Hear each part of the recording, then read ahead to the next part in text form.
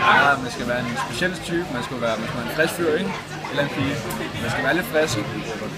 Man skal være udadvendt. Det hjælper ikke, at man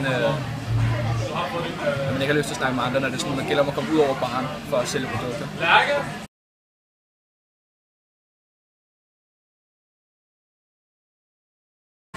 Jamen, det burde være høflig og flink og smilende og glad ud til.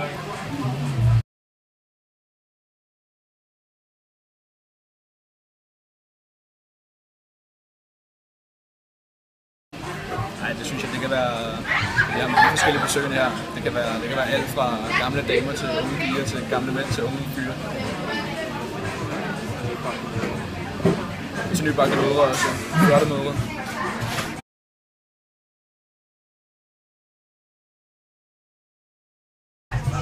Der er jo de fordele, at det er meget fleksibelt i forhold til arbejdstider. Hvis du har nogle dage, hvor du laver noget, så er det nemt at gå rundt på vagterne blandt dine venner. Det man arbejder sammen med, det bliver hurtigt sådan lidt mere end bare en kollega. Det bliver hurtigt venner, man står med. Så det er altså meget fleksible arbejdstider, og det er sjovt at være.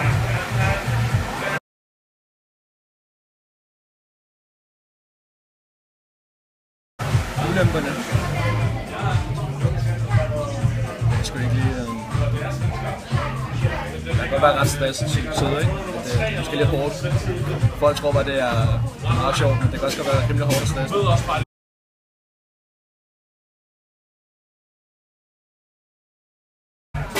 Selvfølgelig kan man gøre karriere, men det er jo ligesom alt andet i livet. Det kommer an på, hvor meget man har dygtiggjort sig i andre ting, inden man går videre.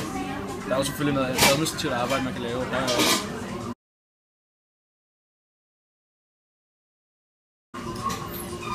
Og så er du selvfølgelig en hurtig juice and bagel. Det er klart.